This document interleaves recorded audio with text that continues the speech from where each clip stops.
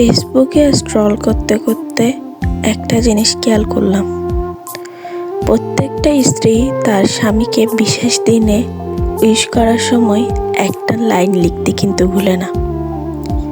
সেই লাইনটা হচ্ছে, আল্লাহ তোমাকে সব দুঃখ থেকে দূরে রাখুক, সবসময় হাসি খুশি রাখুক। এই লাইনটা যে কত বড় একটা মিনিং বোঝায় তা একমাত্র সেই স্ত্রী জানে, না হলে সে এত উদারতার সাথে এই লাইনটা লিখে কেমনে। কখনো তো কোনো স্বামীকে দেখি নাই এভাবে লিখতে কোনো স্ত্রীর জন্য।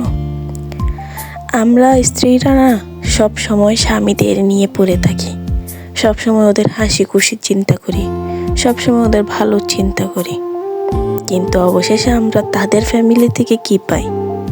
তাদের ফ্যামিলি থেকে আমরা যোগ্য সম্মানটা পর্যন্ত পাই না।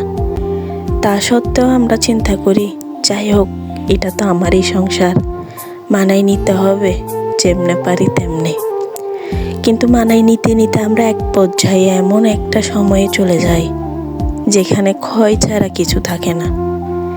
এমনভাবে আমরা ক্ষত হয়ে যাই যেখানে রিমুভ করার মতো কোনো ওষুধ থাকে না, কিন্তু তাও আমরা মানাই নিই। কারণ আমরা যে নারী, সবসময় মানায় নিতে শিখি। আমরা কখনো দায়িত্ব চাপিয়ে দিতে পারি না, কারণ আমরা নারী। আমরা দায়িত্বকে নিয়ে বসে থাকতে জানি। আমরা সব দায়িত্ব মাথার উপর সহ্য না হওয়া সত্ত্বেও তুলে নিতে জানি, কিন্তু কখনো কাউকে আঘাত দিতে জানি না।